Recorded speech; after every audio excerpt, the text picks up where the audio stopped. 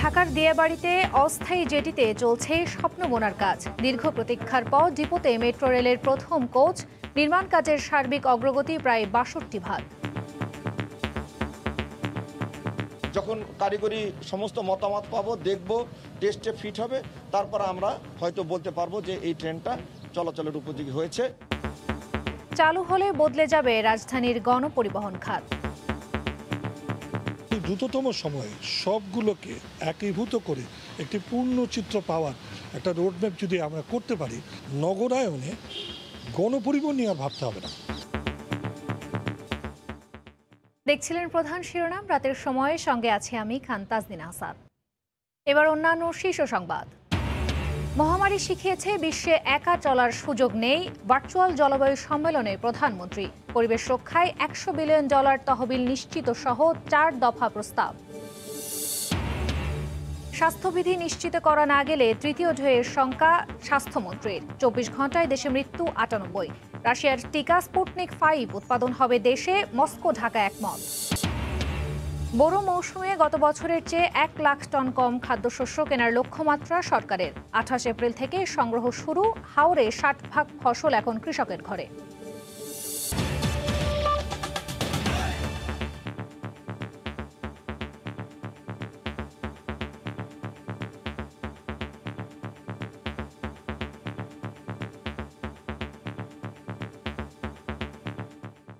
রাজধানীর দিয়াবাড়ির অস্থায়ী জেটিতে চলছে স্বপ্ন বোনার কাজ।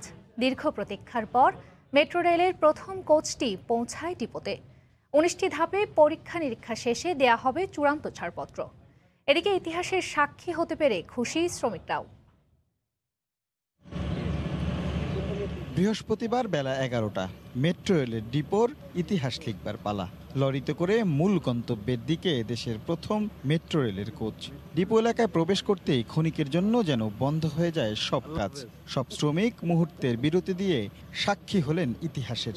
ভালো লাগতেছে, কারণ এই সর্বপ্রথম বাংলাদেশে মেট্রো রেল সংযোজন হতে চলছে। বগিটা আসছে, আমরা রিসিভ করতে পারতেছি, আমাদের তো খুব ভালো লাগতেছে। চালু হইব কিংবা আমাদের দেশে মেট্রো রেলের জন্য এই যে মেট্রো রেল আমরা আসলাম, দেখলাম কিংবা এটা আমরা রিসিভ করলাম, আমাদের জন্য একটা গুড নিউজ। বাংলাদেশের প্রথম মেট্রো রেলের প্রথম কোচ সফলভাবে ট্রেলারের উপরে আনলোড করেছি। আমাদের যে ইন্সপেকশন বে আছে ওয়ার্কশপের মধ্যে আমরা নিয়ে যাব।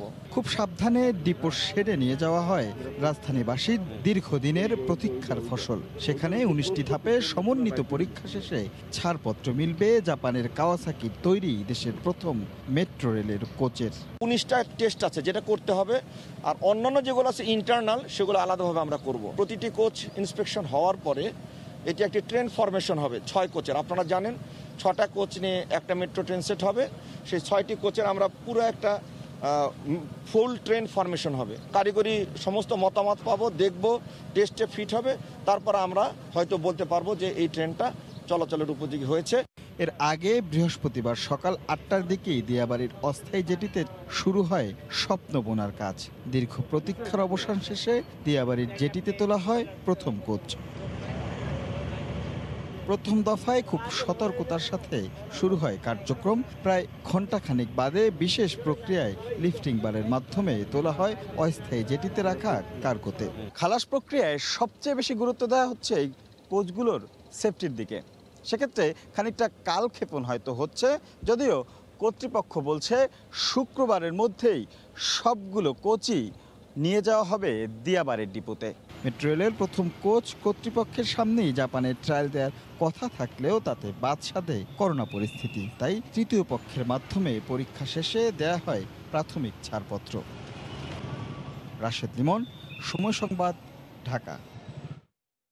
মেট্রো রেল চালু হলে যেমন গতি আসবে সড়কে, তেমনি গণপরিবহন ব্যবস্থাও নতুন মাত্রা পাবে বলে মনে করছেন নগরবিদরা। এদিকে বাংলাদেশের প্রথম মেট্রো রেলের নির্মাণ কাজের সার্বিক অগ্রগতি শতকরা প্রায় 62% বলে জানিয়েছেন সড়ক পরিবহন ও সেতুমন্ত্রী ওবায়দুল কাদের। ডিপোতে যখন একে একে আনলোড করা হচ্ছে মেট্রো রেলের প্রথম কোচের সেট, ঠিক তখনই উত্তরা থেকে আগারগাঁও পর্যন্ত পুরোদমে এগিয়ে চলছে প্রকল্পের কাজ। লকডাউনেও 3 শিফটে 24 ঘন্টা বিরামহীন কর্মযোগ্য। উত্তরা থেকে মতিঝিলকে যুক্ত করতে এরই মধ্যে রেলের স্লিপার বসেছে তালতলা পর্যন্ত। সমানতালে চলছে বৈদ্যুতিক লাইন ও দুপাশের গার্ডার বসানোর কাজ। এমআরটি লাইন 6 এর উত্তরা থেকে আগারগাঁও পর্যন্ত পূর্ত কাজের অগ্রগতি 83.52%। আগারগাঁও থেকে মতিঝিল অংশের কাজ এগিয়েছে 57.68%, আর সার্বিক অগ্রগতি 61.49%। উত্তরা থেকে আগারগাঁও অংশে চলবে 20টি ট্রেন। মোট 16টি স্টেশনে প্রতি 3 মিনিট পর পর আসবে ট্রেন। প্রতি সেট ট্রেনের যাত্রী ধারণ ক্ষমতা 2308। প্রতি ঘন্টায় 60,000 যাত্রী যাতায়াত করবে এই মেট্রো রেলে। প্রতিটি স্টেশনে যাত্রী ওঠানামার পাশাপাশি থাকবে ফুট ওভার ব্রিজের ব্যবস্থা। সিঁড়ির পাশাপাশি থাকবে চলন্ত সিঁড়ি আর লিফট। বাংলাদেশে প্রথম মেট্রো রেল নির্মাণ কাজের সর্বশেষ সার্বিক অগ্রগতি শতকরা 61.49%। প্রথম পর্যায়ে নির্মাণের জন্য নির্ধারিত পূর্ত কাজের অগ্রগতি শতকরা 83.52%। প্রকল্পের মেয়াদ 2024 সাল পর্যন্ত হলেও তার আগে আসছে বছরের মাঝামাঝিতেই হয়তো উদ্বোধন হতে পারে দেশের প্রথম মেট্রো রেলের। সেক্ষেত্রে এই প্রকল্প যানজটে নাকাল ঢাকার গতি ফিরিয়ে আনবে বলেই মনে করেন বিশেষজ্ঞরা। এর ফলে গতি তো বাড়বেই, নিরাপদ এবং সময় মতো যানজট এড়িয়ে চলাচলের একটা নতুন উপলক্ষ আমরা পেয়ে যাব। এটার কারণে আমাদের সেই শক্তি এবং সাহস এবং স্পর্ধা যদি তৈরি হয়, তাহলে অবশ্যই 5 থেকে 8 বছরের মধ্যে বাংলাদেশ এই নগর সভ্যতায়, নগরায়নে গণপরিবহন নিয়ে আর ভাবতে হবে না। পাশাপাশি নিচের সড়কের সমন্বয় আনতে পারলে সুফল মিলবে বলেই মত নগরবিদদের। রাশেদ লিমন, সময় সংবাদ, ঢাকা। রুশ টিকা স্পুটনিক 5 দেশে উৎপাদনে মস্কো ঢাকা সম্মত হয়েছে বলে জানিয়েছেন পররাষ্ট্রমন্ত্রী একে আব্দুল মোমেন। দুপুরে মিন্টো রোডে নিজ বাসভবনে তিনি একথা জানান। এছাড়া ভ্যাকসিন পেতে চীনের সঙ্গেও আলোচনা চলছে বলে জানান পররাষ্ট্রমন্ত্রী। এদিকে ভারতীয় হাই কমিশনার বিক্রম দোরাইস্বামী বাংলাদেশে টিকার সরবরাহ বন্ধ থাকবে না বলে আশ্বাস দিয়েছেন। চলতি বছরের 21 জানুয়ারি ভারত থেকে উপহার পাওয়া 20 লাখ ডোজের মাধ্যমে করোনা ভ্যাকসিনেশন কার্যক্রম শুরু করে বাংলাদেশ। এর 4 দিন পরে 25 জানুয়ারি সেরাম ইনস্টিটিউট থেকে কেনা বাংলাদেশে প্রথম টিকা আনে বেক্সিমকো ফার্মা। এর পরপরই সফলভাবে সারা দেশব্যাপী টিকাদান কর্মসূচি শুরু হয়। অধিদপ্তরের হিসেবে মঙ্গলবার পর্যন্ত 57,45,085 জন প্রথম ডোজের করোনা টিকা নিয়েছে। দ্বিতীয় ডোজ দেওয়া হয়েছে 16,78,189 জনকে। আর এখন মজুদ আছে 25,76,726টি। এদিকে ভারতে করোনা সংক্রমণ ঊর্ধ্বগতিতে বিশ্বের সবচেয়ে বড় টিকা উৎপাদনকারী প্রতিষ্ঠান সেরাম জানিয়ে দেয় আগামী 3 মাসের মধ্যে টিকা রফতানির সম্ভাবনা নেই। আর এতে দেশের টিকা কার্যক্রম শঙ্কায় পড়ে যায়। বিভিন্ন মাধ্যমে আসতে থাকে তথ্য। এ অবস্থায় ভ্যাকসিন কার্যক্রম নিয়ে গণমাধ্যমে মুখ খুললেন পররাষ্ট্রমন্ত্রী একে আব্দুল মোমেন। জানালেন রাশিয়ান ভ্যাকসিন স্পুটনিক 5 দেশেই উৎপাদনের জন্য মস্কো ঢাকা সম্মত হয়েছে। চলছে চীনা ভ্যাকসিন আনার আলাপ আলোচনাও। চায়না রাজি হয়েছে, তারা আমাদের পাঠাবে। যে কোনো সময় আমরা তাদের ভ্যাকসিন সংগ্রহ করব। আশা আমাদের একটা প্রস্তাব দিয়েছে, আমরা গ্রহণ করেছি। বলছে যে তোমরা কো-প্রোডাকশনে যাও, তোমাদের দেশে ভালো ভালো ফার্মাসিউটিক্যাল কোম্পানি আছে। ভারতের সেরাম থেকে বেসরকারিভাবে ভ্যাকসিন আনতে কূটনৈতিকভাবে বাংলাদেশ চেষ্টা চালিয়ে যাচ্ছে। আমরা কূটনৈতিকভাবে ভারতকে বলি, তাহলে হয়তো ওরা ছাড় দেবে, কারণ সেরাম তো তৈরি করে রেখেছে। তো আমরা সেটা প্রচেষ্টা চালিয়ে যাচ্ছি। এদিকে ভারত নিজেদের ভ্যাকসিন সংকট থাকলেও বাংলাদেশের সরবরাহ বন্ধ হবে না জানিয়ে আশ্বাস দিয়েছেন ভারতের high commissioner Vikram Doraiswamy. 7 million has been received by Bangladesh against its contract. Another 3.3 million has been provided also as bilateral support from India. So that's 10.3 million vaccines. Let's see what best we can do to push so that Bangladesh's vaccination drive can continue also. So we're working on that. Ferdous লিপি, সময় সংবাদ, ঢাকা। স্বাস্থ্যবিধি নিশ্চিত করা না গেলে করোনার তৃতীয় ঢেউ আসার শঙ্কা প্রকাশ করেছেন স্বাস্থ্যমন্ত্রী জাহিদ মালেক। জাতীয় পুষ্টি সপ্তাহ উপলক্ষে এক ভার্চুয়াল আলোচনা সভায় তিনি কথা বলেন। এ সময় করোনা নিয়ে সবাইকে আরও সচেতন হওয়ার আহ্বান জানান মন্ত্রী। এই ঢেউটা আসলো কিভাবে, কারাই ঢেউটা আনলো।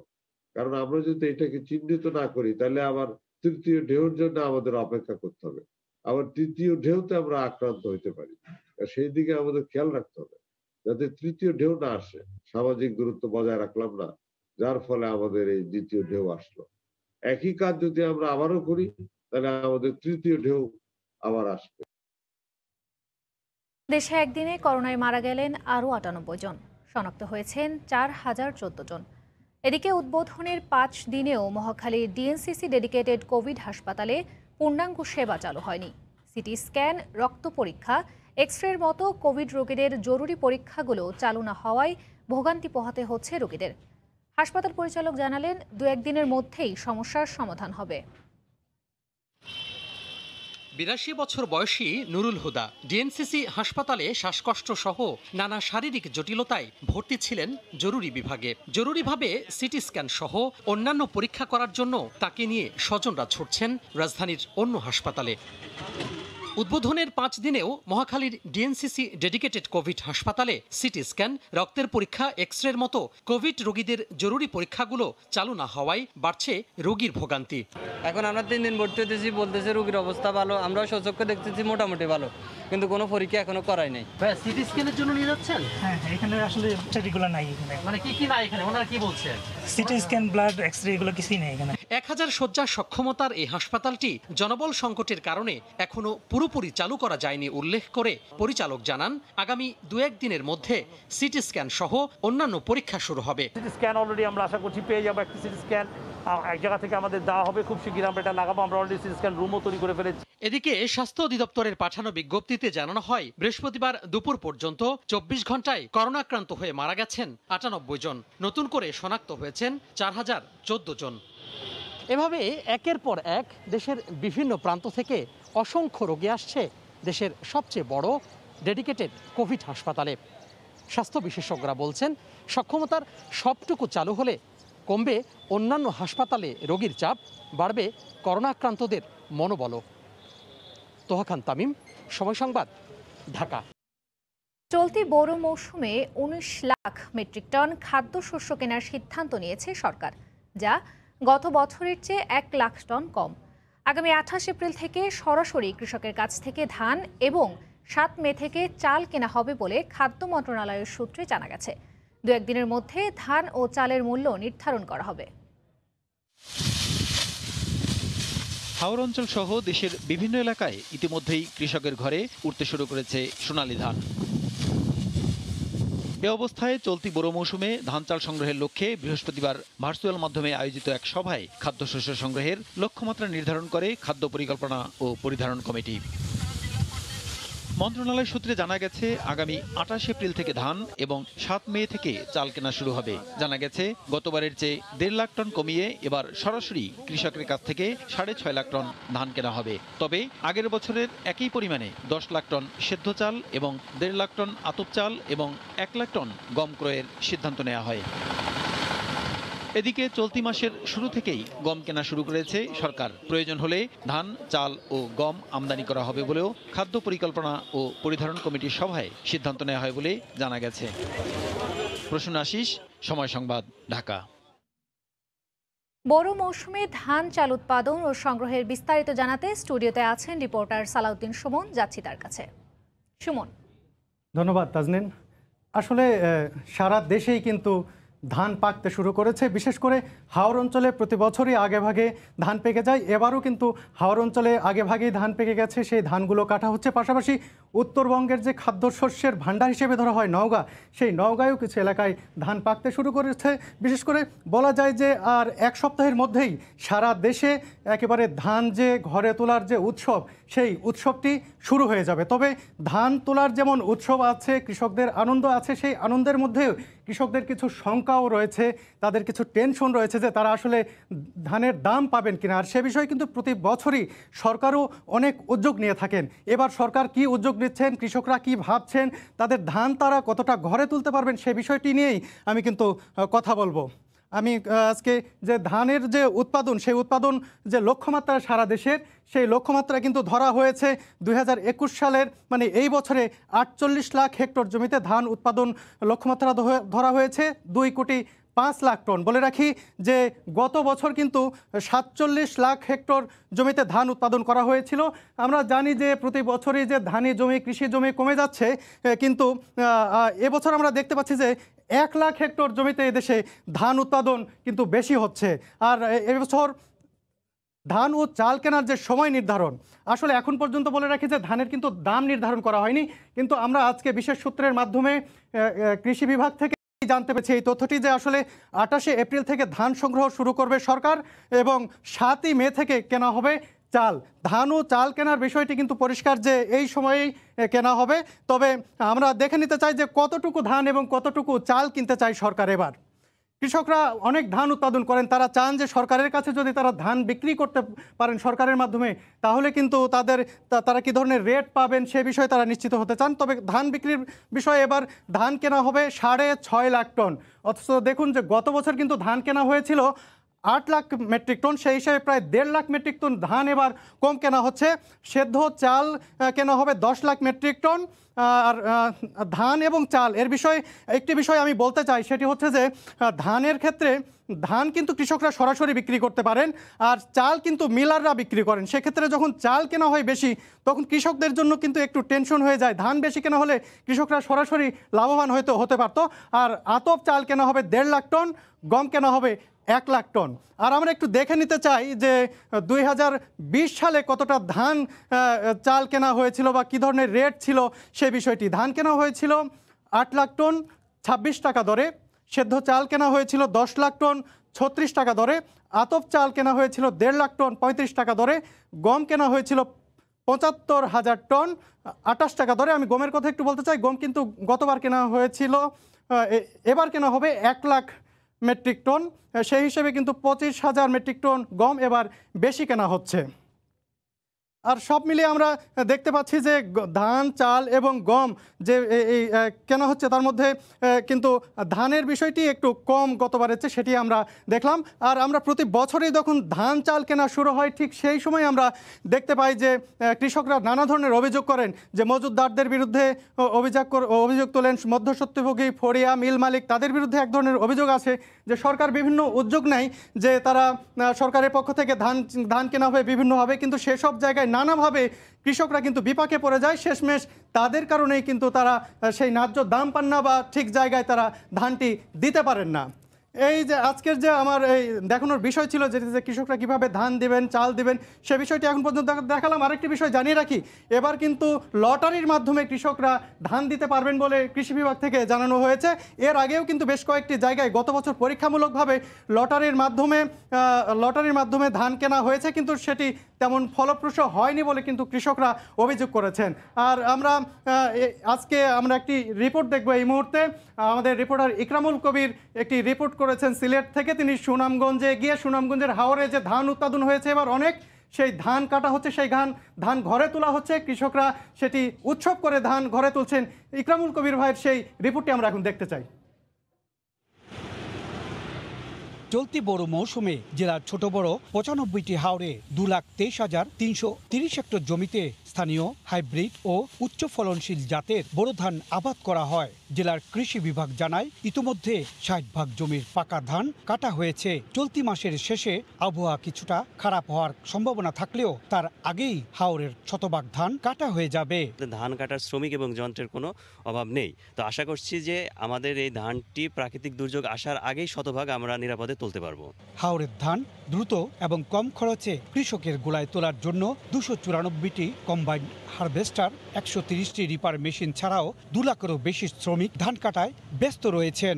দিন ভালো হলে সপ্তাহ 10 দিনের মধ্যে আবার বৈশাখী মানে কাটা শেষ হয়ে যাব। উপজেলা কৃষি অফিসার আর মেশিনের সুবিধা পাওয়ায় আমরা ধানগুলা সহজে কম খরচে আমরা গড়ে তুলতাম পারলাম।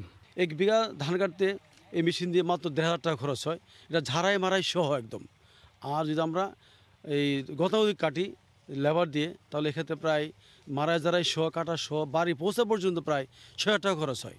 এখানে বিঘাপতি প্রায় 6,500 টাকা কৃষকের সাশ্রয় হচ্ছে। জেলায় এবার ধানের উৎপাদন লক্ষ্যমাত্রা ধরা হয়েছে 13,44,000 মেট্রিক টন।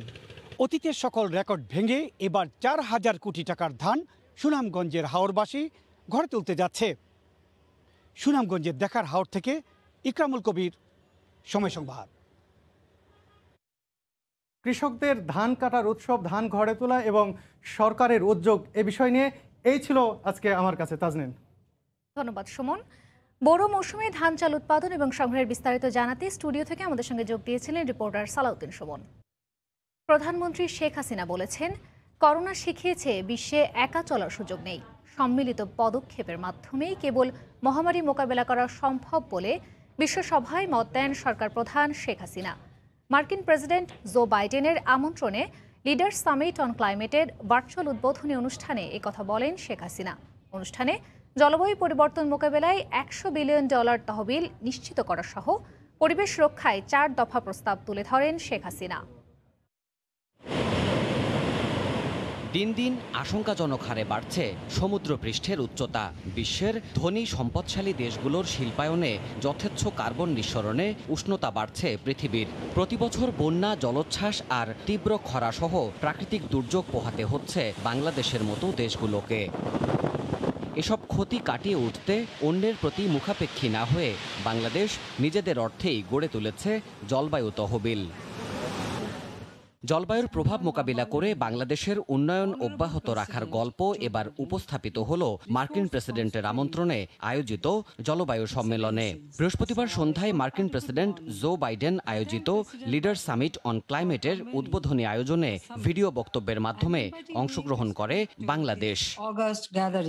বিশ্বের 40 দেশের সরকার ও রাষ্ট্রপ্রধান এই ভার্চুয়াল সামিটে অংশ নেন। প্রধানমন্ত্রী বলেন, সীমিত সম্পদ নিয়েই লড়ে যাচ্ছে Bangladesh. Resource constraints, Bangladesh has emerged as a global leader on adaptation and mitigation. Every year, we are spending on an average $5 billion, about 2.5% of our GDP. রোহিঙ্গাদের আশ্রয় দিয়ে পরিবেশের ঝুঁকি আরও বেড়েছে উল্লেখ করে জলবায়ুর ক্ষতি প্রশমনে 4 দফা পরামর্শ উত্থাপন করেন Sheikh Hasina. Ensuring the annual target of $100 billion, which should be balanced 50-50 between adaptation and mitigation with special attention. The COVID-19 pandemic has reminded us that global crises can only be addressed through strong collective response. Mujib শতবর্ষে সারা দেশে 30 million গাছ লাগানোর উদ্যোগের কথা তুলে ধরেন প্রধানমন্ত্রী। 2 দিনের এই ভার্চুয়াল সম্মেলনের প্রথম দিনে মার্কিন প্রেসিডেন্ট জো বাইডেন ও ভাইস প্রেসিডেন্ট কামালা হ্যারিসের বক্তব্যের মধ্য দিয়ে শুরু হয় উদ্বোধনী আয়োজনের আনুষ্ঠানিকতা। দেবাশিস রায়, সময় সংবাদ, ঢাকা। রাজধানীতে চড়া সবজি বাজার। পরিবহনে চাঁদাবাজির কারণেই চড়া দামে বিক্রি হয় সবজি, এমন অভিযোগ ব্যবসায়ীদের। শুধু চাঁদাবাজি নয়, ফড়িয়া থেকে শুরু করে বিক্রেতা পর্যন্ত সবার অসততাও দায়ী বলে মত ক্রেতাদের। রাজধানীর কারাওয়ান বাজার ঢাকা শহরের সবজির অন্যতম যোগানদাতা। এই বাজার সারা দেশ থেকে সবজি আসে এখানে। বাজারের মধ্যে বাজার, পাইকারি আড়তের বাইরেই বিক্রি হয় খুচরা সবজি। আবার অনেকে কুড়িয়ে পাওয়া সবজি বা স্বল্প পুঁজি নিয়ে সবজি বিক্রি করে জীবিকা নির্বাহ করেন। তবে সবজি সরবরাহে কমতি নেই, তবুও চড়া সবজির দাম। দাম হলো বেশি, কারণ হলো ওদিক থেকে একটা ট্রাক যদি ঢোকে তাহলে আপনার 20,000, 15,000, 30,000 টাকা লাগে ট্রাক ঢুকতে। কাস্টমারও আসে না, যাও দোকান আসে কিনি, কাস্টমার নাই, বেচতে পারি না, এই যে পছন্দের জায়গা। শুধু পরিবহনে চাঁদাবাজির কারণে কৃষক থেকে ভোক্তা পর্যায়ে দামের বিশাল ফারাক। বিক্রেতার এমন যুক্তি মানতে নারাজ ক্রেতা। বেগুনটা বগুড়ার থেকে কিনবেন আপনি হলো 15 টাকা করে, চাঁদাবাজি দিলেন আপনি 10 টাকায় হলো, এইখানে এসে কি আপনার হলো 100 টাকা হয়ে যাবে? মেন হলো ফরিয়া খায় বলতেছে, আমাদের কৃষক কিছুই পায় না। এই শসা কিনছি 50 টাকা করে, এটা তো আগে ছিল 30-40 টাকা। এদিকে লকডাউনের কারণে বিক্রি কমে যাওয়ায় বিপাকে স্বল্প পুঁজির সবজি বিক্রেতারাও। হ্যাঁ, বেগুন দিয়েছে মানে 25 টাকা হয়, তো ওটা বেগুনটা ওটার সাথে এটা দিয়ে দিলাম ফ্রি, যেন আমার মালটা চলে যাক না থাকে এইভাবে। বাজার দাম নিয়ন্ত্রণে উৎপাদক থেকে ভোক্তা পর্যায়ে তদারকির দাবি ক্রেতাদের। সানবীর রূপল, সময় সংবাদ, ঢাকা। করোনায় ব্রিটেনে মৃত্যু ও আক্রান্তের সংখ্যা কমে এলেও নতুন স্ট্রেইন নিয়ে ভাবতে হচ্ছে বরিস সরকারকে। সংক্রমণ রোধে টিকা কার্যক্রমও চলছে দ্রুত গতিতে। সবশেষ খবর জানাতে এই মুহূর্তে লন্ডনে আছেন সহকর্মী শোয়েব কবির। সরাসরি যাচ্ছি তার কাছে। শোয়েব। আপনি ঠিক যেমনটি বলছিলেন যে করোনা ভাইরাসের যে সংক্রমণ, এই সংক্রমণ কিন্তু ব্রিটেনে অনেকটাই কমে গেছে এবং যে দ্বিতীয় দফার যে থাবা, সেই থাবা থেকে অনেকটাই মুক্তি পেতে যাচ্ছে ব্রিটেন। সবশেষে একদিনে মারা গেছে 18 জন এবং আক্রান্ত হয়েছে 27 জনের মধ্যে। পাশাপাশি যে ব্রিটেনের যে করোনা ভাইরাসের যে গতি, এই গতি কিন্তু অনেকটাই দ্রুত গতিতে এগিয়ে চলছে করোনা ভাইরাসের ভ্যাকসিন কার্যক্রম। এখন পর্যন্ত করোনা ভাইরাসের যে প্রথম যে ডোজ যেটি রয়েছে এবং এই ডোজ এখন পর্যন্ত নিয়েছেন 3,33,00,000-এর মতো, 3,33,00,000-এর মতো এবং যেটি দ্বিতীয় ডোজ সেটি নিয়েছে প্রায় 1,11,00,000-এর মতন ব্যক্তির শরীরে। ইতিমধ্যে ব্রিটিশ সরকার কিন্তু যে ফাইজার এবং অক্সফোর্ডের যে ভ্যাকসিন দুটোই কিন্তু সমান তালে কিন্তু তারা দিয়ে যাচ্ছেন। তবে ব্রিটিশ সরকার এবং বিজ্ঞানীরা যেটি মনে করছেন যে ব্রিটেনে হয়তোবা তৃতীয় দফার যে সংক্রমণ সেটি হয়তো হওয়ার এক ধরনের সম্ভাবনা রয়েছে। তবে আমরা এখন জানবো ব্রিটেনের একজন জনপ্রতিনিধির কাছে যে বর্তমান যে সংক্রমণের যে তৃতীয় দফার যে সংক্রমণের এবং ঢেউ যেটি আশঙ্কা করা যাচ্ছেন সরকার, সেটি কতটুকু হয়তো হতে পারে এবং সেই পর্যায়ে আসলে কী ভাবছেন তারা। আপনাদের তৃতীয় দফার যে সংক্রমণ, এই সংক্রমণের ক্ষেত্রে কি হতে যাচ্ছে? এখনও আশঙ্কার মধ্যে আছে আর কি। যদি তৃতীয় দফা ওয়েবটা না আসে তাহলে আমরা মনে করি যে ব্রিটেন সেফ, এবং যে হারে মৃত্যু সংখ্যা কমে আসছে আমরা অচিরেই হয়তো আমরা এই অবস্থা থেকে বের হয়ে আসবো। এবং আজকেই রিপোর্ট বের হয়েছে যে করোনা ভাইরাস কিন্তু অন্যতম রোগ না যার মাধ্যমে এখন ইউকেতে মানুষ মারা যাচ্ছে। তার মানে আমরা অনেকটা সুরঙ্গ শেষ পথে আলো দেখতে পাচ্ছি। তো যদি তৃতীয় দফা লকডাউন কী বলে ওয়েভ যদি না আসে তাহলে আমরা মোটামুটি মুক্ত। তবে এটা একটা আশঙ্কা, বিজ্ঞানীরা বা রাজনীতিবিদরা বলছেন যে উড়িয়ে দেওয়া যায় না, কারণ তিনি ঠিক যেমনটি বলছেন যে তৃতীয় দফার যে সংক্রমণের যে সংখ্যা যেটি রয়েছে সেটি কিন্তু কোনোভাবে উড়িয়ে দেওয়া যায় না এবং সেক্ষেত্রে কিন্তু ব্রিটেন সরকারের কিন্তু প্রস্তুতি নিচ্ছে এবং সেই প্রস্তুতি হয়তো ব্রিটেনবাসীকে হয়তো রক্ষা করবে, সেটা কিন্তু সবার কাছে প্রত্যাশা। এই ছিল সবশেষ। ব্রিটেনের করোনা পরিস্থিতি নিয়ে সবশেষ খবর জানাতে লন্ডন থেকে যুক্ত হয়েছিলেন সহকর্মী শোয়েব কবির। এ পর্যায়ে শীর্ষ সংবাদ জানিয়ে দিচ্ছি আরেকবার। ঢাকার দিয়াবাড়ি ডিপোতে মেট্রো রেলের প্রথম কোচ নির্মাণ কাজের সার্বিক অগ্রগতি প্রায় ৬২ চালু হলে বদলে যাবে রাজধানীর গণপরিবহন খাত। মহামারী শিখিয়েছে বিশ্বে একা চলার সুযোগ নেই। ভার্চুয়ালে জলবায়ু সম্মেলনে প্রধানমন্ত্রী পরিবেশ রক্ষায় $100 বিলিয়ন তহবিল নিশ্চিত সহ 4 দফা প্রস্তাব। এবং স্বাস্থ্যবিধি নিশ্চিত করা না গেলে তৃতীয় ঢেউয়ের শঙ্কা স্বাস্থ্যমন্ত্রীর। 24 ঘন্টায় দেশে মৃত্যু 98। রাশিয়ার টিকা স্পুটনিক 5 উৎপাদন হবে দেশে, মস্কো ঢাকা একমত। এই ছিল রাতের সময়, সঙ্গে থাকুন সময়ের।